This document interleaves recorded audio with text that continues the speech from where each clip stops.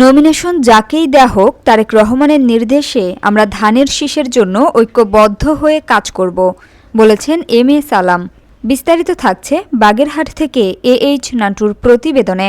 Bagerhat Khanjahan Ali college মাঠে সংসদ নির্বাচন নিয়ে ডিবিসি ইলেকশন এক্সপ্রেস অনুষ্ঠানে বাগেরহাট জেলা বিএনপির সাবেক সভাপতি ও বর্তমান সমন্বয়ক এম এ সালাম এসব কথা বলেন। তিনি আরও বলেন, আমাদের অনেক নেতা কর্মী আছে যারা পরাজিত হয়েছেন, আর প্রত্যেকটা ইউনিয়ন ওয়ার্ড উপজেলা সভাপতি সেক্রেটারি একজনই হয়েছেন। যারা পরাজিত, আমি তাদেরকে অনুরোধ করব সবাইকে নিয়ে একসাথে, যারা জয়ী হয়েছেন তাদেরকে অনুরোধ করবো পরাজিত যে নেতারা আছেন তাদের সবাইকে একসাথে নিয়ে শান্তি শৃঙ্খলার জন্য আমাদের ধানের শীষের জন্য কাজ করবেন। ধানের শীষ জয়ী হলে আমাদের বাংলাদেশ থাকবে, ধানের শীষ জয়ী হলে আমাদের নেতা জনাব তারেক রহমান থাকবেন।